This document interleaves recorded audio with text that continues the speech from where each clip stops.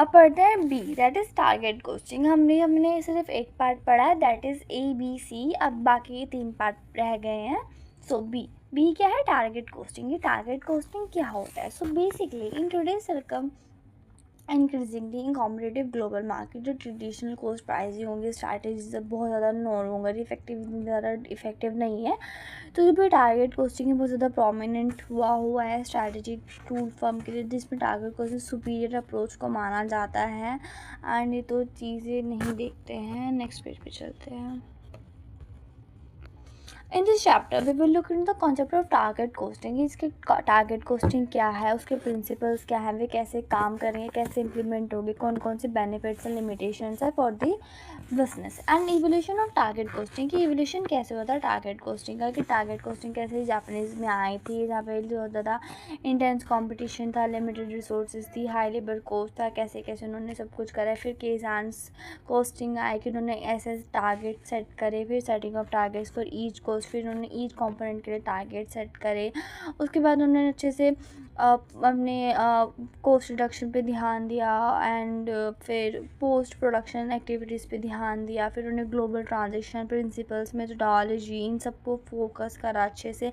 अगर present day की बात करें, जो टारगेट कॉस्टिंग है बहुत ज़्यादा कॉन्टिन्यूस इन्वॉल्व हो रहा है, टेक्नोलॉजी एडवांसमेंट्स आ रही है, मार्केट डायनामिक्स बहुत ज़्यादा चेंज हो रहे हैं, कस्टमर एक्सपेक्टेशंस हाई हो रही हैं, कस्टमर को सेटिस्फेक्शन दी जा रही हैं।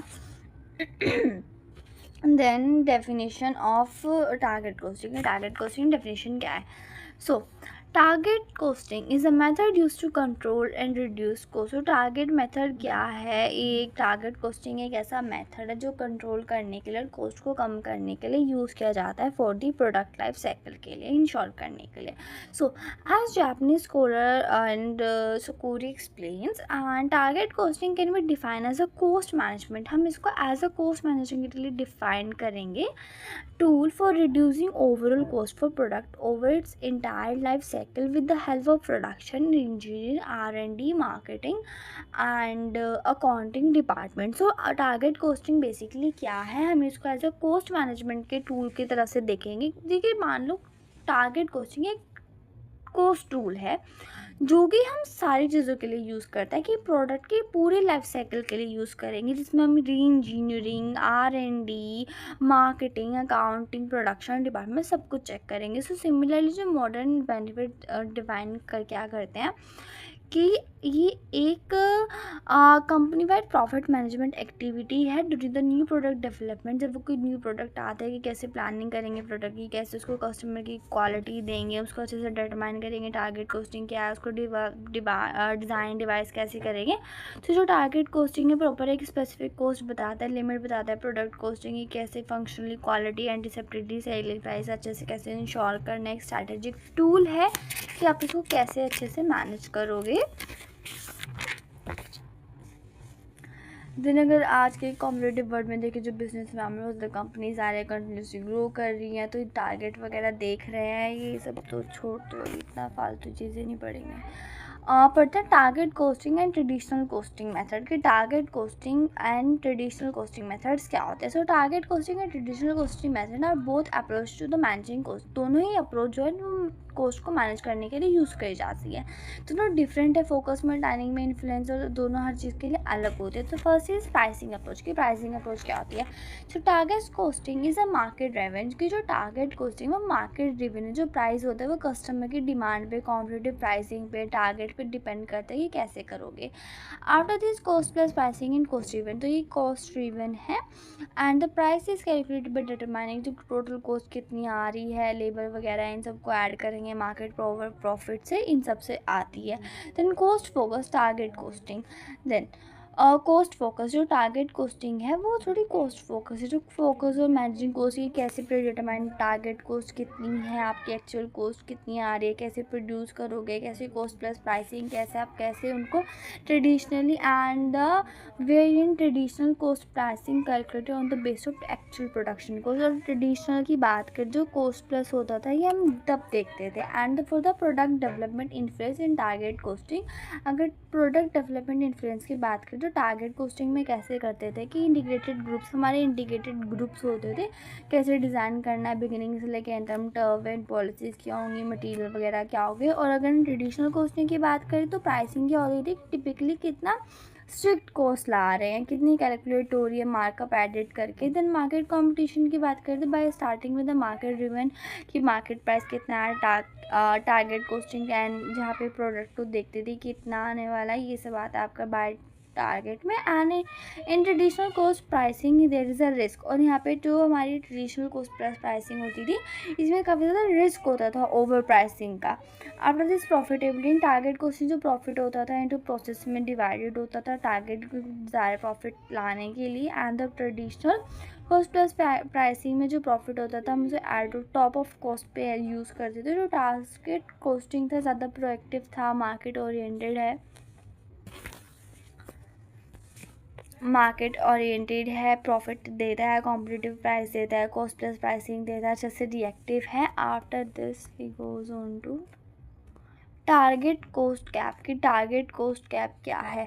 सो in target costing there is a target cost cap अगर जहाँ पे जो एस्टिमेशन होता है प्रोड्यूसिंग प्रोडक्ट्स का एक्सीड हो जाता है टारगेट कोस्ट नीडेड से, जितना चाहिए था उससे ज़्यादा एक्सीड हो जाता है। तो जो डिज़ायर प्रॉफिट आ जाता है वो कॉम्पिटिटिव प्राइस पे आ जाता है। जो closing this cap is crucial है, क्लोज करना बहुत ज़्यादा क्रूशल हो जाता है। एक इफेक्टिव अप्रोच होते है कैसे डिज़ाइन करोगे एडिशनली कि लेबर चार्ज वगैरह क्या होंगे। जो सप्लायर्स होंगे कोलैबोरेट करते हैं एंड नेगोशिएट करते हैं कि कैसे आपको क्लोजिंग करोगे, कैसे ओपनिंग करोगे। एंड जो क्लोजिंग सप्लायर्स होते हैं अच्छे से उनको अच्छे से एक रिलेशनशिप बिल्ड करोगे जिससे कि आपका जो एक्सीड होगा, जो टारगेट होगा, अच्छे से उनको मैनेज कर सको। तो चीज़ कंबाइंड स्ट्रैटेजी, कुछ ऐसे स्ट्रैटेजीज होती हैं, यहाँ पे स्ट्रैटेजीज़ के बारे में बात करिए एंड फिर बाद में स्ट्रैटेजी को कंबाइन करेंगे, फिर से अपनी कोस्ट को कम करेंगे।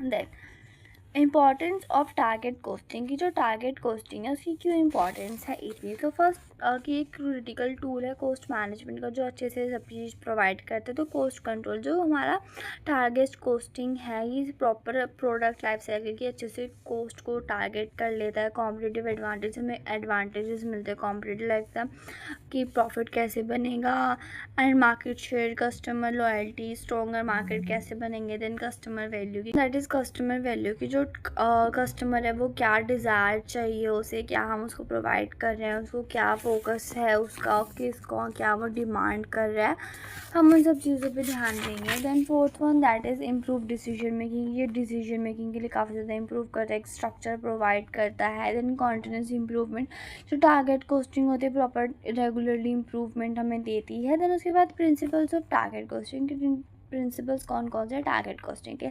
सो leadership of target selling price की, टारगेट सेलिंग प्राइस करेंगे, फोकस ऑन कस्टमर पे फोकस करेंगे, हम डेवलपिंग टीम वर्क यूज़ करेंगे, हम कॉस्ट को कम करेंगे प्रोडक्ट लाइफ साइकिल की एंड हम स्टेजेस पे ध्यान देंगे, प्रोडक्ट डिज़ाइन के टेंशन लेंगे सारे स्टेजेस ऑफ वैल्यू चेन से।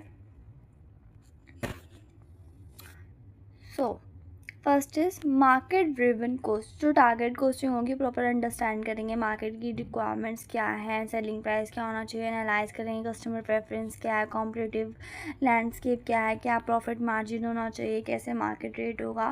Then second one that is cost reduction की, जो हम प्रॉपर से कोस्ट को हर कोस्ट पे हम उसको हर स्टेज पे कोस्ट कम करेंगे, like from the designing to product से लेकर डिस्ट्रीब्यूशन तक हम अच्छे से उसको कम करेंगे तो हमारा अच्छे से प्रोक्योरमेंट मैन्युफैक्चरिंग अच्छे से भी ध्यान देंगे उन सब चीज़ों पे तो हो जाएगा। Than third one that is value engineering और डिज़ाइनिंग ऑप्टिमाइजेशन। सो और टारगेट कॉस्टिंग ये बेसिस करता है कि आप उसको वैल्यू अच्छे से इंजीनियरिंग करो, अच्छे से उनको डिज़ाइन करो, ऑप्टिमाइजेशन करो, उससे अच्छे से इंकरेज करो टीम को एक्सप्लोर करने के लिए, डिज़ाइन मटेरियल्स को चेक करने के लिए अच्छे से प्रोसेस को, वाइल मिनिमाइजिंग द कॉस्ट, अपनी कॉस्ट को भी कंपेयर करो, अचीव करो एक प्रॉपर प्रोडक्ट फंक्शनलिटी को, क्वालिटी को एंड उसकी कॉस्ट को।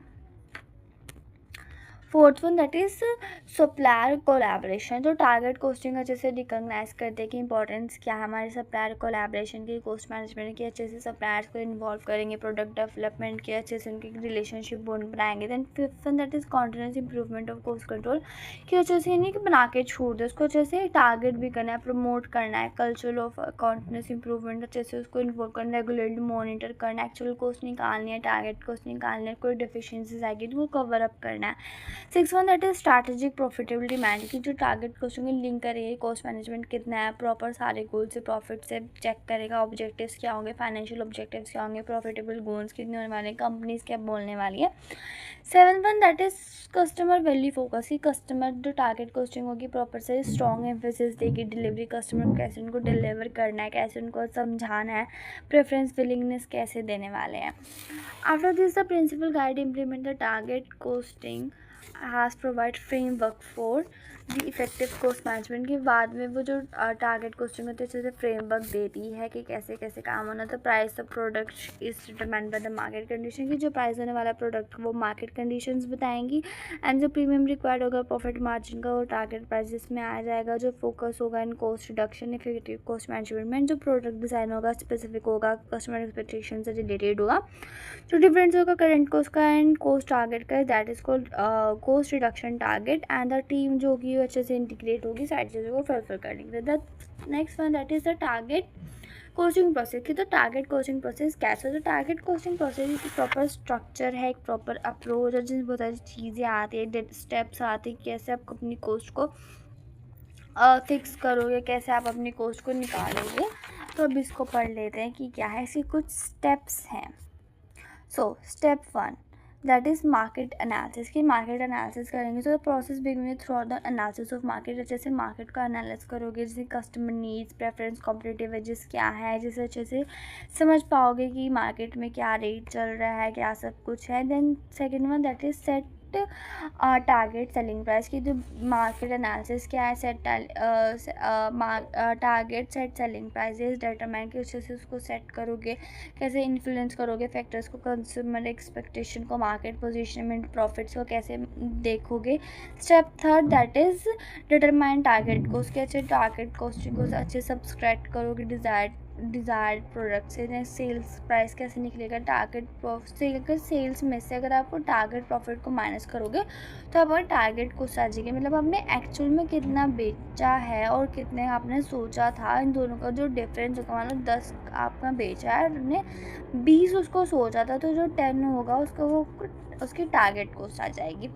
सो step four that is value analysis and design and optimization. जो नेक्स्ट स्टेप होगा उसमें देखेंगे वैल्यू एनालिसिस करेंगे अच्छे से, कि उसको फंक्शनल फोकस करेंगे, प्रोडक्ट डिज़ाइनिंग देखेंगे, इंजीनियर्स आएंगे, अच्छे से कोलैबोरेट करेंगे, अच्छे से चेक करेंगे, मिनिमाइज़ करेंगे सारी कोस्ट को। Fifth one that is cost estimation, की जो कोस्ट एस्टिमेशन है उसमें एस्टिमेट करेंगे क्या कंपोनेंट है, क्या प्रोसेस है, क्या एक्टिविटीज़ यूज़ हो रहे हैं, जिसमें consulting factors such as raw material, labour, overhead, इन सब चीज़ों को देखेंगे। Step six that is supplier collaboration negotiation, की टारगेट कोस्टिंग का जैसे इंपॉर्टेंस दे देगी, सप्लायर कोलैबोरेशन कैसे करोगे, कैसे उनको कोलैबोरेट करना है, मटेरियल, क्वालिटी, क्वांटिटी सब कुछ कैसे चेक करना है। Then the seven step that is cost reduction and continuous improvement, कि आपको कोस्ट को कम करोगे एंड कॉन्टिन्यूस उसको इम्प्रूव करोगे। तो अच्छे से कोस्ट रिडक्शन करोगे, एलिमिनेट करोगे जितनी वेस्टफुल एक्टिविटीज़ होगी। Then value monitoring and feedback, की आपको जो प्रॉपर कैसे मॉनिटर करोगे, कैसे लॉन्च करोगे, मार्केट ट्रेंड कैसे बनाओगे, कॉम्पिटिटिव में कैसे सर्वाइव करोगे, कैसे जीतोगे, ये सब चीज़ें। तो I think this so simple. वैसे किसी भी PYQ में आया नहीं है टारगेट कॉस्टिंग अभी तक। अब पढ़ेंगे limitation challenges in target costing, की लिमिटेशन चैलेंजेस क्या है टारगेट कोस्टिंग। तो फर्स्ट वन जैसे lack of team awareness across the department, के जो डिपार्टमेंट होते हैं कभी कभी उनमें इंटरनल नहीं बनती है उनकी, तो उनमें लड़ाइयाँ हो जाती है, टारगेट कोस्टिंग होती है, इनपुट डिफरेंट हो जाते हैं, different department like production, marketing, finance, सबके डिपार्टमेंट अलग है, तो इस वजह से काफ़ी ज़्यादा कन्फ्लिक्ट्स आ जाते हैं, जो कोस्ट टारगेट प्रैक्टिकल नहीं हो पाता है इन सब के चलते हुए। Second one that is wrong cost estimation, कभी कभी हम रॉन्ग एस्टिमेट कर लेते, मतलब टारगेट हम गलत सेट कर लेते, गलती से हो जाता है। Then limited material, labour, overhead सबसे रिलेटेड हम अलग अलग टारगेट सेट कर लेते जिससे ब्लफ आ जाता है। Second one that is wrong cost estimation. तो रॉन्ग कॉस्ट एस्टिमेशन होता है कभी कभी हम अच्छे से नहीं सिलेक्ट कर पाते हैं, हमें गुड डाटा चाहिए होता है बट फोरकास्टिंग स्किल्स उतनी अच्छी नहीं होती है, तो एस्टिमेटिंग थोड़ा ट्रिकी हो जाता है क्योंकि वहाँ पे बहुत ज़्यादा अननोन रिलेटेड मटेरियल, लेबर सब कुछ होता है। Third one that is setting unrealistic cost target. कभी हम सोच कुछ उम्मीद से ज़्यादा ही लेते हैं, जैसे हम डेली सोचते हैं 6 चैप्टर करेंगे, होता एक भी नहीं यार करने बैठते हैं तो। So that is what it is. So fourth one that is resistant to change. Implementing target costing usually require change in how things are done with company. की देखो रेजिस्टेंट टू चेंज, कभी कभी जो एम्प्लॉयज़ होते हैं वो resistant कर जाते हैं चेंज होते हैं, अच्छे से एम्प्लॉय नहीं हो पाते बिकॉज फिर एक्स्ट्रा वर्क करना पड़ेगा, ज़्यादा न्यू रिस्पॉन्सिबिलिटीज आएगी, तो कभी कभी लोग ही रेजिस्ट कर देते हैं। दैन की factors for effective implementation of target costing. कौन कौन से की फैक्टर्स है कि इसको अच्छे से इम्पोज करनी है। तो first one that is customer expectation and market demand. की कस्टमर एक्सपेक्टेशन को समझो कि असेंस करो कि कस्टमर की क्या वैल्यू है according to their price, quality, features, and conduct करो कि मार्केट रिसर्च क्या है, जैसे market segment analysis, competitive pricing, सब कुछ चेक करो। Second one that is cross functional team involvement. की अच्छे से क्रॉस चेक करो कि सच रिसर्च एंड डेवलपमेंट मतलब R&D, production department and quality, cost control की ऐसे कैसे क्या वर्क करता है, कैसे कैसे उसको हैविंग करना है।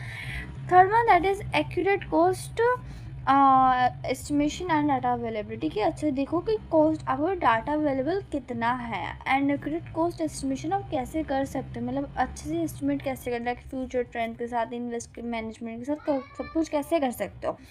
Fourth one that is supplier collaboration and negotiation. की जो सप्लायर है उसके साथ कोलैबोरेट करो, नेगोशिएट करो, मतलब जो वो बोलेगा ऐसे नहीं कि उसे जो मांगा है वो दे दिया, ऐसे नहीं, जैसे ना रॉ मटेरियल कॉम्पोनेंट एक्सपेंसेस को अच्छे से चेक करो, मेजर करो, तभी आप खरीदो। Fifth one that is continuous cost monitoring adjustment. जो टारगेट कॉस्टिंग होता है उसको अच्छे से एंड नहीं करना चाहिए, अच्छे से उसको टारगेट सेट करना चाहिए, कॉन्टिन्यूस मॉनिटरिंग करनी चाहिए सारी कॉस्ट का, प्रोजेक्ट को रिमेन बजट देखो, सब कुछ चेक करो।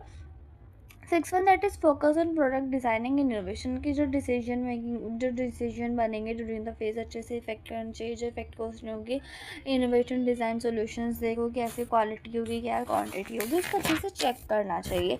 Seventh one that is clear management support. की जो मैनेजमेंट सपोर्ट है अच्छे से उसको चेक करो कि मैनेजमेंट को अच्छे से सपोर्ट करना चाहिए, कम्युनिकेशन करनी चाहिए, सारे सिग्निफिकेंस बताने चाहिए। Next one that is applicability of target costing in industry. कि इसको एप्लीकेबल कैसे कर सकते हो। सो ऑटोमेटिक इंडस्ट्री, जो ये ऑटोमेटिक इंडस्ट्रीज होती हैं जो हाई क्वालिटी क्वालिटी व्हीकल्स है, जो competitive pricing, specially fluctuation raw material, इन सब चीज़ों में देखना चाहिए एकदम, सच जैसे फ्यूल एफिशिएंसी, सेफ्टी, टेक्नोलॉजी, इन सब का ध्यान रखना चाहिए। Second that is consumer electronics. जो कंज्यूमर इलेक्ट्रॉनिक्स जो इंडस्ट्रीज होती हैं जो कि कंपनीज में जो फ्रीक्वेंटली रिलीज जो नए प्रोडक्ट लाते रहते हैं कॉम्पिटिटिव प्राइस से, जैसे स्मार्टफोन, लैपटॉप, होम एप्लीकेंस, इन सब चीज़ों के इनको अच्छे से चेक करना चाहिए। Third one that is retail and apparel. कि जो रिटेल एंड फैशन इंडस्ट्रीज होती है जो हाईली कॉम्पिटिटिव होती है, प्राइस सेंसिटिव होती हैं, specially the fast fashion, in e commerce में, इनको अच्छे से चेक करना चाहिए। Fourth one that is health care and medical devices.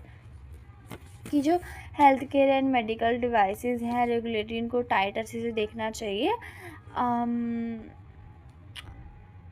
Target costing is useful industry that devices cost effective, जो कॉस्ट इफेक्टिव होते हैं, जो हेल्थ केयर से related like budget, strength, quality, इन सब चीज़ें रिक्वायर्ड होता है। Fifth one that is construction and real estate development. कि जो टारगेट कॉस्टिंग होती है डेवलपर्स को हेल्प करते हैं कॉस्ट कॉन्ट्रैक्ट करने में, and between with the budgeters and material, labour and factors, and the defence and aerospace. की जो एरोस्पेस एंड डिफेंस इंडस्ट्रीज होती है हाईली स्पेशलाइज्ड होती है हाई कॉस्ट प्रोडक्ट्स के लेके, इसलिए भी हाँ टारगेट कॉस्टिंग अच्छे से हेल्प होती है। Then food and beverages. की फूड एंड की डिस्ट्रीब्यूशन एक्सपेंसेस कैसे होगा एंड कैसे उन सबको मैनेज करना है। After this we goes on to third topic that is see life cycle costing. की लाइफ साइकिल कॉस्टिंग क्या होती है। So the determination of costing is an integral part of asset management. की जो डिटर्मिनेशन होती है कॉस्ट का भी इंटीग्रल पार्ट होता है एसेट मैनेजमेंट का प्रोसेस का, कि कैसे आपको मैनेज करना है। सो जो asset manager particularly economics risk appraisal, financial appraisal, value management, risk management, demand manager, ये सब चीज़ें देखते हैं। इन पास्ट अगर देखें तो कंपैरिजन होता है एसेट अल्टरनेटिवली कि कौन सा एसेट कितना काम करेगा। Half in mainly on initial capital losses की कैपिटल लॉसेज पे देखते हैं। So growing pressure to achieve better outcome, कि हम प्रेशर डालते हैं कि आउटकम को अचीव करें। तो यहाँ पे एसेट्स लगते हैं कि कैसे ऑनगोइंग ऑपरेशन होंगे, मेंटेनेंस कॉस्ट कैसे होगी। फिर then both the capital and ongoing operation maintenance cost must be consider whenever asset decision have to made कि जो फिर कैपिटल और ऑनगोइंग ऑपरेशंस देखते हैं कैसे उनको मैनेज करेंगे। Then this is the life cycle cost approach, इसको बोलते हैं हम the life cycle costing approach. So life cycle costing is a process, एक ऐसी प्रोसेस है जिसमें हम देखते हैं कि सारी कॉस्ट्स का कितना आ रहा है, एसेट्स का part including acquisition, installation, operation, maintenance, refurbishment and refurbishment and disposal cost कैसे देखते हैं, प्रॉफिटल हर चीज़ को देखते हैं, एवोल्यूशन देखते हैं, इकोनॉमिक अप्रेजल देखते हैं, हर चीज़ देखते हैं। उसके बाद लाइफ साइकिल कोस्टिंग की बेसिकली डेफिनेशन देख लेते हैं। So life cycle costing is a management technique, एक मैनेजमेंट टेक्निक है जो आइडेंटिफाई करता है, मैनेज करता है कॉस्ट को किसी प्रोडक्ट की थ्रू आउट द लाइफ के। कोई भी प्रोडक्ट है उसकी थ्रू आउट द लाइफ कितनी कॉस्ट जा रही है, कितनी कॉस्ट नहीं जा रही है, वो सब चीज़ें ये चेक करता है। सो life cycle costing estimates, life cycle costing estimate tax accumulate the cost over the products life की जो लाइफ साइकिल है प्रॉपर एस्टिमेट करती है, ट्रैक करती है, एक्यूमुलेट करती है कि कितनी कॉस्ट आ रही है over the product for the full life time, from inspection से लेके फिर इंसेप्शन से लेके अबेंडेंट तक लेके and from the initial research and D तक, रिसर्च एंड डेवलपमेंट से लेके सेल से फाइनल कस्टमर सर्विस उसको किस तरह से पहुंचाना है। इसका एम है कि ट्रेस करना सारी कॉस्ट्स को एंड रेवेन्यूज़ को चेक करना, by the product calendar periods check करना, कॉस्ट देखना कितनी है कितनी नहीं है। ऑब्जेक्टिव क्या है इसका कि सारी कॉस्ट देख के प्रोडक्ट लाइफ साइकिल कितनी है। देन LCC इस डिज़ाइनिंग, इससे डिज़ाइन हुआ है, कंस्ट्रक्ट हुआ है, ऑपरेट हुआ है, रिहेबिलिटेशन देता है, प्रॉपर एक एक्चुअल सर्विस को कितना देना है। इसका ऑब्जेक्टिव क्या होता है कि चूज़ करना कौन सा इफेक्टिव अप्रोच है ऑल्टरनेटिव की with the long term. And जो LCC है ये प्रॉपर हेल्प करता है कि कैसे आप प्रोस्पेक्टिव तक जाओगे। ये ईजी नहीं होता है बिल्ड करना, थोड़ा सा टफ होता है। Then life cycle coast, then LCC क्या है तो total cost through out it's life including planning, designing, acquisition and support cost and any other cost directly attributed to owning using the assets. कि जो total cost through out the होती है ये define क्या है कि total cost through out the life कितनी आई है, इंक्लूडिंग उनकी प्लानिंग से लेके, एक्विजिशन से लेके, सपोर्ट से लेके, हर चीज़ के लिए लेके। सो जो लाइफ साइकिल है इसका प्रॉपर एक इंटर्न रिप्रेजेंट है जिन टोटल कॉस्ट को रिप्रेजेंट करता है, ऑनरशिप को, इसमें सारी कॉस्टेज आ जाती हैं during the life cycle. And basically there are 4 phases होते हैं एंड वो 4 फेजेस होते हैं इंट्रोडक्शन के, ग्रोथ के, मैच्योरिटी के, डिक्लाइन के। हम मार्केटिंग मैनेजमेंट में अच्छे से पढ़ के आए हैं for the previous semester. So in the sense of life cycle जो होती है अच्छे से इनेबल करते हैं, इवोल्यूशन करते हैं, कॉमन बेसिस से कैसे वो इवोलेट होगा, कैसे वो सफ़र करेगा, फिर कैसे ग्रोथ आएगा, फिर जब उसे प्रॉफिट नहीं मिलेगा वो कैसे डिक्लाइन करेगा। उस लाइफ साइकिल कोस्टिंग बहुत ज़्यादा डिफरेंट होते हैं ट्रेडिशनल कोस्टिंग अकाउंटिंग से। इसमें ये हमारे and which reports cost profitably calendar, यहाँ पे कैलेंडर के ईयर के लिए यूज़ होते हैं monthly, quarterly and annually. After this going on to another topic that is involve ट्रेजिंग। इसमें ट्रेजिंग कॉस्ट आ जाती है, प्रोडक्ट कॉस्ट कितनी आ रही है, सब कुछ आ जाता है। Then definition of life cycle costing की डेफिनेशन क्या है लाइफ साइकिल कॉस्टिंग की। So another changes from tradition in short product life cycle with the high development की ना शॉर्ट प्रोडक्ट लाइफ साइकिल होते हैं बट हाई डेवलपमेंट लॉट्स हम उनका लाते हैं। तो ट्रेडिशनल बेसिंग को देखिए एनुअल पीरियड कितना है, मिसलीडिंग कर देते हैं कभी कभी कॉस्ट को।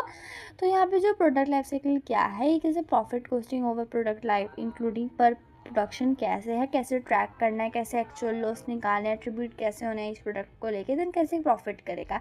एक एग्जांपल क्या होते हैं जैसे एडवांस मैन्युफैक्चरिंग एनवायरनमेंट में देखते हैं कि कैसे एक लेबर कंटेंट कैसे बनेगा, कैसे काम होगा। Then essential features of life cycle costing को कौन कौन से लाइफ साइकिल के फीचर्स के कोस्टिंग के फीचर्स हैं।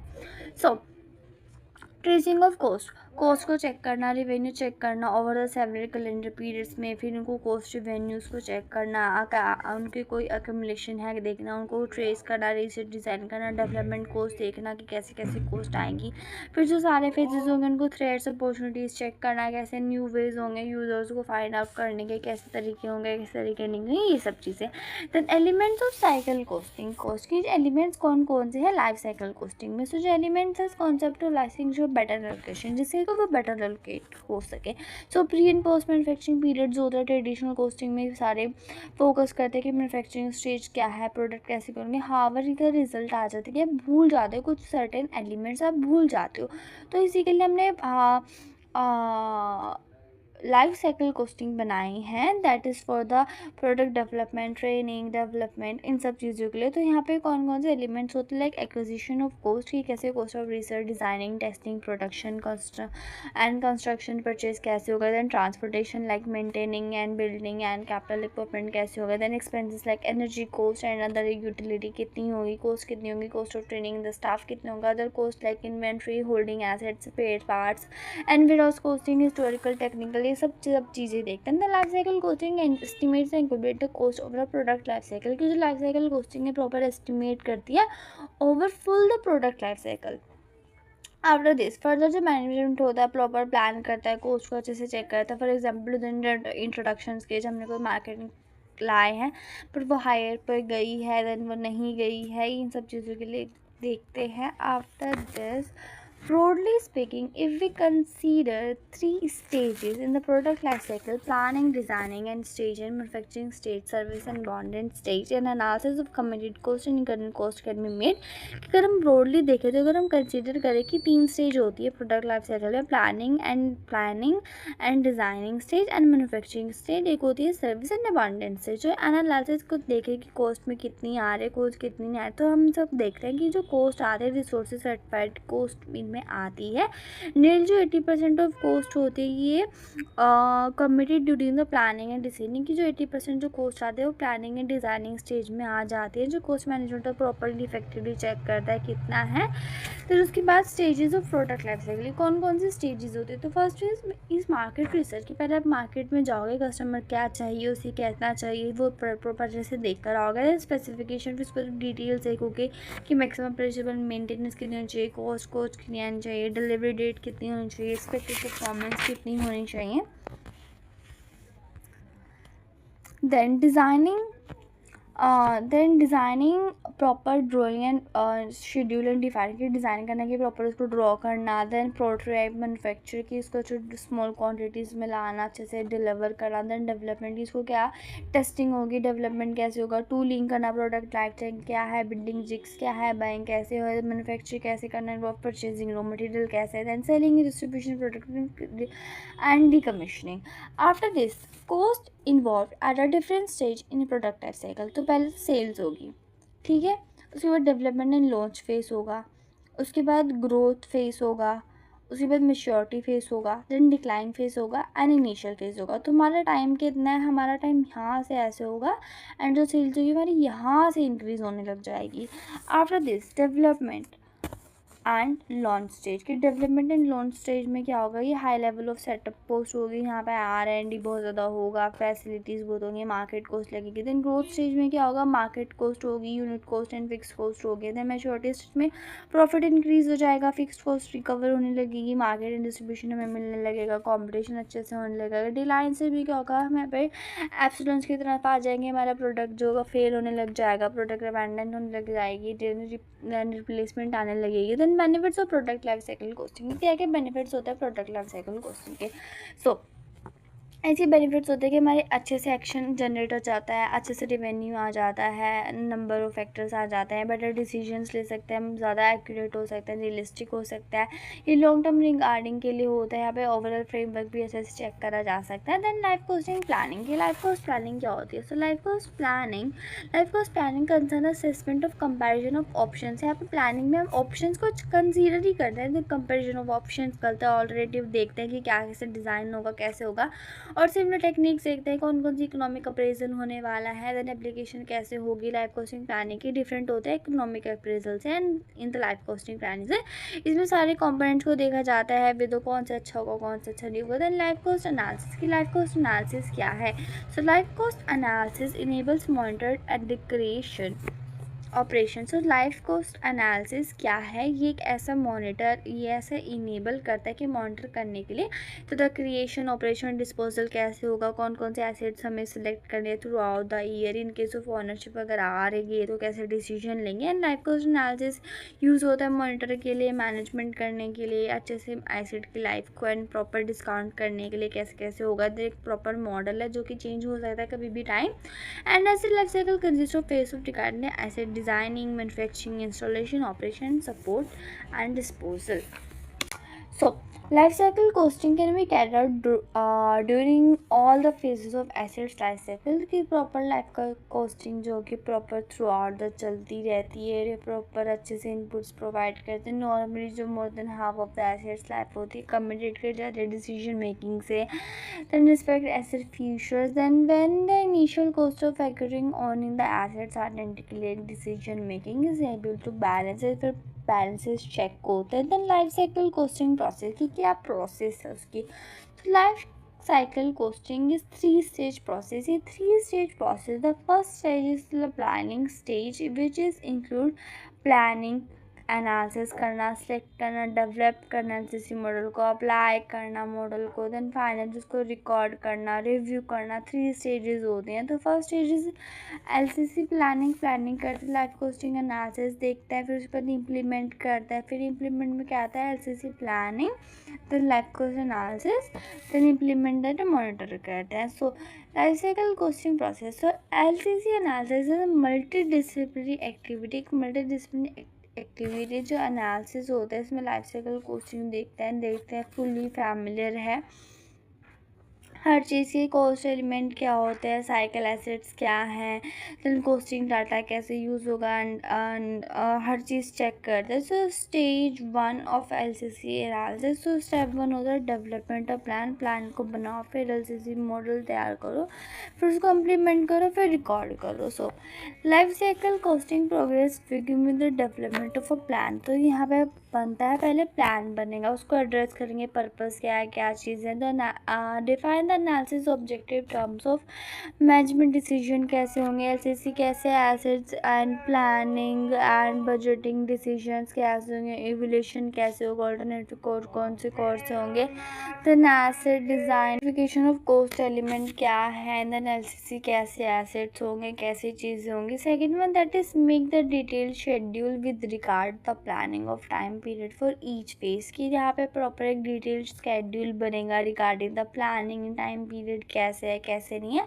Then identify and underline the conditions assumptions की, कौन कौन सी लिमिटेशंस है, अंडर कंस्ट्रेंट्स है, मिनिमम एस्पेक्ट्स, परफॉर्मेंस कौन से, अवेलेबिलिटी क्या है, रिक्वायरमेंट्स क्या है, मैक्सिमम कैपिटलाइजेशन एंड लिमिटेशंस क्या है। फोर्थ में that is identify alternative course of action to be evaluated की, आइडेंटिफाई करने में डिफरेंट एक्शंस ऑफ एबिलिटी जो हमें एवलुएट करने हैं, न्यू ऑप्शंस लाने हैं, फिर प्रॉपर एक एस्टिमेट देते हैं रिसोर्सेज का, रिपोर्ट करते हैं शेड्यूल्स को, हर चीज़ देखते हैं। Next one that is the model should be the model should कैसा होना चाहिए, प्रॉपर बनना चाहिए, क्रिएट और अडोप्ट कॉस्ट ब्रेकडाउन, उसमें प्रॉपर क्रिएट होना चाहिए, अडोप्ट होना चाहिए, कॉस्ट ब्रेकडाउन, प्रॉपर स्ट्रक्चर आना चाहिए, सारे रिलेवेंट कॉस्ट कैटेगरीज आनी चाहिए, अप्रोप्रिएट लाइफ साइकिल की, फिर कॉस्ट कैटेगरीज आनी चाहिए कि अच्छे से कैसे होगी। Then identify those cost element that will not have significant impact the overall LCC assets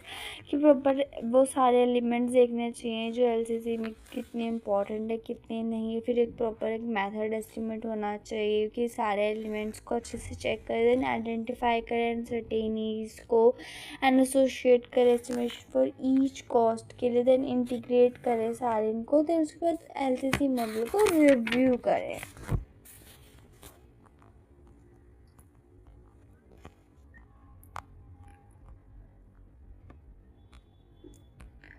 next step in the use of LCC model, application of the LCC model. क्या पता ही आ जाए एलसीसी मॉडल। सो इसमें डाटा देखते हैं, developing cost estimation कितना है, LCC model कैसा है, उसको कितने अवेलेबल हिस्टोरिकल डाटा है आ रहा है, आइडेंटिफाई कॉस्ट ड्राइवर्स को आइडेंटिफाई करना है, कॉस्ट एलिमेंट चेक करना है, in case of final life cycle कितनी टारगेट मीट होगा, कितना नहीं होगा, गोल डिटरमाइन कितना है, लास्ट जो रिजल्ट होंगे एलसीसी के प्रॉपर डॉक्यूमेंट करे जाएंगे, रिपोर्ट तैयार करी जाएगी, यूजर्स को क्लियरली बताई जाएगी, उनको अच्छे से इम्प्लीकेशन दिया जाएगा, एक प्रॉपर रिपोर्ट बनाई जाएगी जिसमें सब कुछ डिटेल में होगा, सब कुछ एक ब्रीफ सिनेप्स होंगी, उसमें ऑब्जेक्टिव रिजल्ट्स, कंक्लूजन, रिकमेंडेशन होंगे, एनालिसिस होगी, स्टेटमेंट होगी प्रॉपर ऑब्जेक्टिव्स के लेके, इंक्लूडिंग डेफिनेशंस होंगी, उसमें सारी सिनेरियोज होंगे, असम्पशन होगी, कांस्टेंट होंगे, देन उसके बाद एक एलसीसी ब्रेकडाउन स्ट्रक्चर होगा वहाँ पे,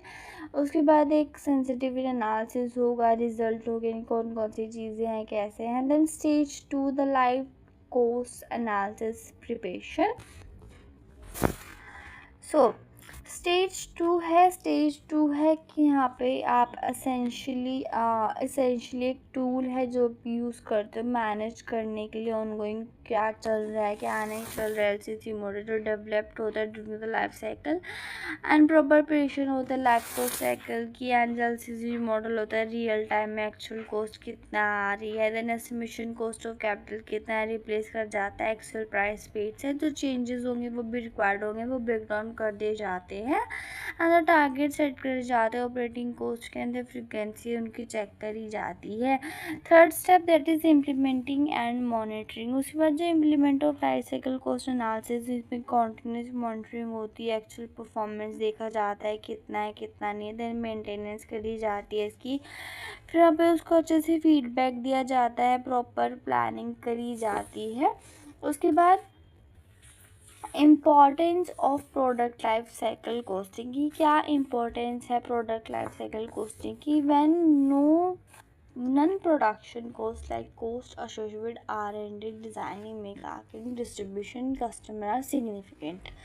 अब पढ़ते हैं importance of product life cycle costing की क्या इंपॉर्टेंस है। When no production cost like cost associated with R&D and designing and marketing, distribution, customer service है सिग्निफिकेंट, ज़रूरी होता है कि अच्छे से टारगेट प्राइसिंग करो, अच्छे से इंजीनियर करो, कॉस्ट मैनेजमेंट करो, हर चीज़ को देखे। ये ज़रूरी होता है कि आप मैन्युफैक्चरिंग कितना कर रहे हो, कितना एक्सपेक्टेड होने वाला है, और जो बहुत ज़्यादा कॉस्ट आती है R&D डिज़ाइनिंग में कैसे उसको यूज़फुल होगा, हाई परसेंटेज कैसे यूज़ होने वाले हैं, कौन सी सेल्स आने वाली है, क्या क्या करके यूज़ होने वाला है। पढ़ते हैं direct D, that is value chain analysis की वैल्यू चेन एनालिसिस होता क्या है। So basically value chain analysis a process where firm identifies primary and supportive activities. यहाँ पे जो एक फर्म होती है वो देखते हैं आपकी प्राइमरी एक्टिविटीज़ कौन सी है ना कि सपोर्टिव एक्टिविटीज़ कौन सी होती है, that add value to its final product, जो आपके फाइनल प्रोडक्ट में एक वैल्यू दे। These activities are reduce cost, increase differentiation, ये जो एक्टिविटीज़ होती है अपनी कॉस्ट को कम कर देती है एंड उनकी डिफरेंशिएशन को इंक्रीज कर देती है। So value chain represent the internal activity. So value chain एक इंटरनल एक्टिविटी है फर्म की जो कि ट्रांसफर करते हैं इनपुट्स टू आउटपुट्स। हो कंसेप्ट ऑफ वैल्यू चेन की वैल्यू चेन का क्या कॉन्सेप्ट है। So value chain is a concept है जो कि डिस्क्राइब करता है क्या सीरीज ऑफ एक्टिविटीज़ होने वाली, कौन सी कंपनीज जो कौन सी एक्टिविटीज़ होने वाली जो वो अडॉप्ट करने वाले, कि कैसे सोर्सिंग होगी रॉ मटेरियल, कैसे कंपोनेंट होगा, कैसे प्रोडक्ट बनेगा, कैसे वो मार्केट में जाएगा।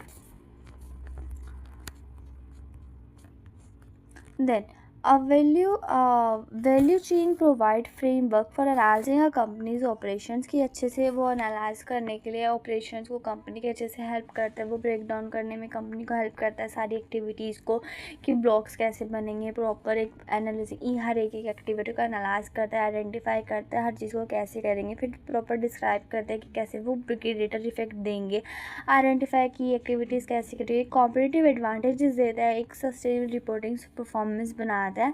सो यहाँ पे प्राइमरी एक्टिविटीज़ जो कि एक डायग्राम भी है, margin, then after this the chain is composed of two type of activities. Primary activities जो चेन होती है, दो तरह की एक्टिविटीज से बनती है, एक होती है प्राइमरी, एक होती है सेकेंडरी। एक होती है प्राइमरी का सपोर्टिव एक्टिविटी। जो प्राइमरी एक्टिविटीज़ कौन सी होती है, डायरेक्टली क्रिएशन में हेल्प करते हैं डाइवर्सिटी ऑफ प्रोडक्ट में, जैसे कि लॉजिस्टिक ऑपरेशन और non logistic, marketing, sales, customer and supportive activities जिनको हेल्प कर, जैसे technology development, human resource management, infrastructure, procurement, मतलब बेसिस जो होती हैं। देन प्राइमरी एक्टिविटी कौन सी होती है, जो प्राइमरी एक्टिविटीज है डायरेक्टली इन्वॉल्व है creation and delivery of product, जो creation and delivery of product में एंड सर्विसेज में हेल्प करते हैं। तो value chain helps in a company to understand the activities and add value to the product, जो इनकी product में वैल्यू को ऐड करते हैं। So first is inbound logistic. So this refer to the process involve in receiving, जैसे receiving, storing, distributing and raw material को इन सब में हेल्प करता है। Second one that is operation. So this refer to the process involve in transferring the raw material into finish product, जो कि ये प्रोसेस को हेल्प करता है ट्रांसफर करना रॉ मटेरियल से लेकर फिनिश गुड तक। सो इसमें सारी जैसे कि असेंबली, मैन्युफैक्चरिंग एंड पैकेजिंग आता है। उसके बाद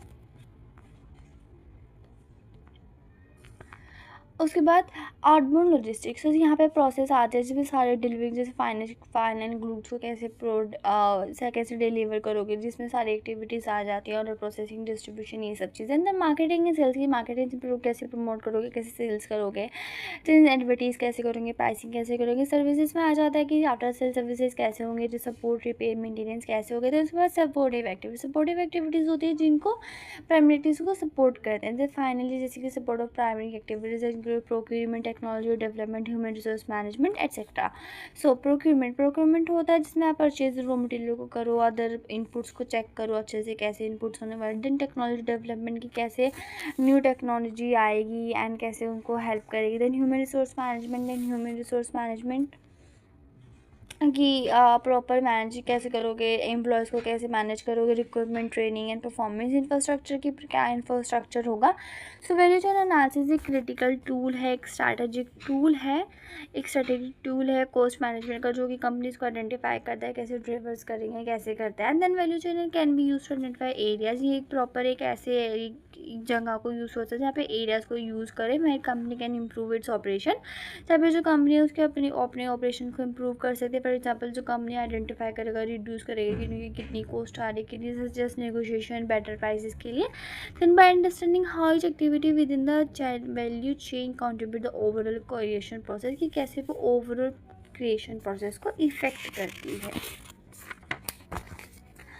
after objectives of value chain analysis. कौन कौन से ऑब्जेक्टिव्स होते हैं वैल्यू चेन एनालिसिस के? तो main objective of value chain is to identify the most valuable activities. ये कौन कौन सी वैल्यूएबल एक्टिविटीज़ होती है कंपनी की, जो उनको इम्प्रूव कर सकते हैं गेन करने में। तो स्ट्रैटेजी होती है कि टू एडवांटेज की डिफरेंशिएशन कर सके एंड कॉस्ट को अच्छे से कर सके। डिफरेंशिएट एडवांटेजेस की कौन कौन से चीज़ें उनको डिफरेंट है एंड तो कॉस्ट अच्छे से बचाए। सो हायर कॉम्पिटिटिव एडवांटेजेस होता है कि डायरेक्ट इन्फ्लुएंस कर सकते हैं कस्टमर की परचेजिंग डिसीजंस को एंड कस्टमर्स को, एंड प्रॉपर कॉम्प्रिहेंशन रिकॉर्ड से होता है। तो second one, next one that is benefits of value chain analysis. कौन कौन से बेनिफिट्स होते हैं? First one is identify areas for cost reduction. ये हमें आइडियाज बता देता है कौन कौन से हमें कॉस्ट रिडक्शन करनी है। बाय एग्जामिन द चीज एक्टिविटी की वैल्यू चेन कितनी है, कैसे आइडेंटिफाई करना है एक्टिविटीज़ को, कैसे नहीं करना है। Then improve operational efficiency. Value chain analysis define करते हैं कि ऑर्गेनाइजेशन कैसे आइडेंटिफाई करना है कि कौन सी फ्लो ऑफ मटीरियल क्या है, प्रोडक्ट्स क्या, इन्फॉर्मेशन कैसा है, कैसे स्लो डाउन ऑपरेशंस कैसे हो रहे हैं। Then understanding customer value proposition की प्रॉपर अच्छे से देखता है एक्टिविटी को कौन कौन सी ज़्यादा वैल्यू दे रही है कस्टमर को, कंपनीज को कौन कौन सी नहीं दे रही है। Then improve collaboration with suppliers and partners. ये कोलैबोरेशन के लिए हेल्प करता है with the suppliers and partners के लिए। Then identify new business opportunities. ये एग्जामिन अच्छे से न्यू फर्म्स को अपॉर्चुनिटीज़ देता है। Then hands competitive advantage. ये कॉम्पिटिटिव एडवांटेजेस देता है कंपनीज को जो कि आइडेंटिफाई कर सकते हैं। Then value chain in action. कि वैल्यू चेन इन एक्शन में कैसे, यहाँ पे मारुति सुजुकी का प्रॉपर एक प्रॉपर एग्जाम्पल देगा कि पहले वो कैसे मार्केट में आए थे, उन्होंने कैसे अपना कौन से उन्होंने कॉम्पिटिटिव एज पे गए थे, देन उन्होंने कैसे इम्प्रूव करा था, कैसे उन्होंने इम्प्लीमेंट करा था, कैसे टेक्नोलॉजी डेवलपमेंट में गए थे। देन उसके बाद वैल्यू चेन एनालिसिस प्रोसेस की। वैल्यू चेन एनालिसिस की प्रोसेस क्या है? सो वैल्यू चेन एनालिसिस एक पावरफुल टूल है जो कि बिजनेस को हेल्प करता है अपॉर्चुनिटीज़ को आइडेंटिफाई करने में, उनको हेल्प करने में, तो उनकी कंपनीज को वैल्यू को ऐड कर देता है।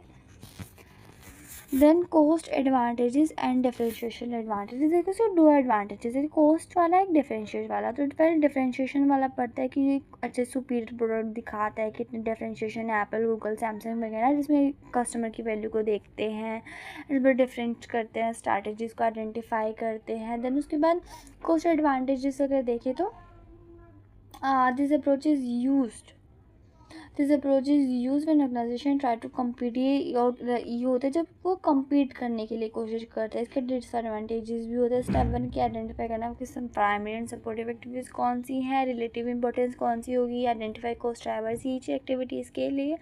फिर उस पर लिंक्स देखते हैं दोनों एक्टिविटीज़ में, फिर उसकी अपॉर्चुनिटीज़ ढूंढते हैं। तो first one is that is cost advantage. So to gain cost advantage the firm है गो टू 5 एनालिसिस स्टेप। उनके लिए 5 स्टेप के लिए जाना पड़ता है। First one that is identify the firms primary and supportive activities. जितनी भी सारी एक्टिविटीज़ है फ्रॉम रिसीविंग गुड्स से लेके सपोर्ट तक कर, उनको रिसीव से करने, स्टोर तक करने, सेल्स करने तक, सबको जैसे देखा जाता है, उसकी प्रॉपर एडुकेट नॉलेज देखी जाती है कंपनी के ऑपरेशन की कितनी है कितनी नहीं है। सेकेंड स्टेप है that establish the relative importance of each tool of the total of product. की जितने भी आपको टोटल प्रोडक्ट है सर्विसेज उसको अच्छे से ब्रेक डाउन करें, साइन करें एक्टिविटीज़ को, जो एक्टिविटीज़ होगी प्रॉपर मेजर सोर्सेज होंगी। Then third step that is identify cost drivers for each activities, जिसमें सारी चीज़ें देखेंगे क्या इम्प्रूवमेंट है क्या नहीं है, वर्क स्पीड वेज रेट कितना है। फोर्थ स्टेप है that is identify links between activities की प्रॉपर रिडक्शन देखोगे कितना है, सब्सिक्वेंट एक्टिविटीज़ कितना है, लोअर सर्विस कॉस्ट कितनी है। Fifth step that is identify opportunity for reducing cost. अब जो कंपनी प्रॉपर अपनी एफिशिएंट एक्टिविटीज़ देगी, कॉस्ट ड्राइवर्स कितने हैं, कि कैसे आप इनको इम्प्रूव करोगे, कि हाई वेज रेट क्या होंगे क्या नहीं होंगे। दैन डिफरेंशियल एडवांटेजेस के डिफरेंशियल एडवांटेजेस कौन से होते हैं। तो फर्स्ट स्टेप है identify the customer value creation activities की जो सारे वैल्यू चेन है प्रॉपर देखते हैं, एक्टिविटीज़ मैनेजर देखते हैं कि कौन कौन सी फोकस एक्टिविटीज़ वो कर सकते हैं जो कस्टमर को उनकी तरफ ज़्यादा अट्रैक्ट करें। सेकेंड है to evaluate the differentiation strategies for improving customer value. जो मैनेजर होंगे प्रॉपर फॉलोइंग स्ट्रैटेजी यूज़ करेंगे डिफरेंशिएशन करने के लिए अपने प्रोडक्ट में, देखिए जो कस्टमर है उनके पास बहुत ज़्यादा है। Third step that is identify the best suitable sustainable differentiation. Usually तो सुपीरियर डिफरेंशियल होते हैं जो कस्टमर की वैल्यू को चेक करते हैं, रिजल्ट चेक करते हैं कि कितनी एक्टिविटीज़ को वो उनके हेल्प करते हैं, कितना नहीं कर सकते हैं। तो जो प्रोसेस होती है प्रॉपर वैल्यू चेन ऑडिट करने की, प्रॉपर टॉप लेवल मैनेजमेंट करता है, डिपार्टमेंट हेड करते हैं, एग्जीक्यूशंस करते हैं, मोर कॉम्प्रिहेंसिव तरीके से करता है, जो जैसे उनको क्रिटिकली करें। उसके बाद रियल लाइफ केस, एक स्टारबक का रियल लाइफ केस है कि प्रॉपर उसकी प्राइमरी एक्टिविटीज़ कौन सी हैं, वो ऑपरेशन कैसे करता है कैसे नहीं करता है। उसके बाद वो प्रॉपर सपोर्टिव एक्टिव कौन सी है कि इंफ्रास्ट्रक्चर ह्यूमन रिसोर्स कैसे करता है। देन वैल्यू चेन अप्रोचेस लगाता है वो, उसके बाद वो सब बहुत ज़्यादा एग्जांपल्स हैं, देन लिमिटेशंस है उसकी, एंड देन फ्यूचर डेवलपमेंट्स क्या क्या होंगे वैल्यू चेन एनालिसिस के। देन ये चैप्टर बहुत ज़्यादा इजी भी था, टफ भी था, बट बहुत ज़्यादा बेसिकली लेंथी था। अगर आपको इसमें से कुछ आएगा तो एक पर्टिकुलर पूछ लेंगे, उसके बारे में बता देंगे, एंड मेजॉरिटी मैं दूंगी ABC वाले को। ABC वाला होप सो आ जाए। एंड सो या that's for this video, this is for the chapter number 5 that is contemporary concepts. I hope you like this video, subscribe my channel. अगर आपको अभी भी नहीं समझ में आया तो इट्स टोटली फाइन, हम अपनी रिविजन वाले वीडियो में इसको कवर अप कर लेंगे। So see you next video. Till the next video, take care.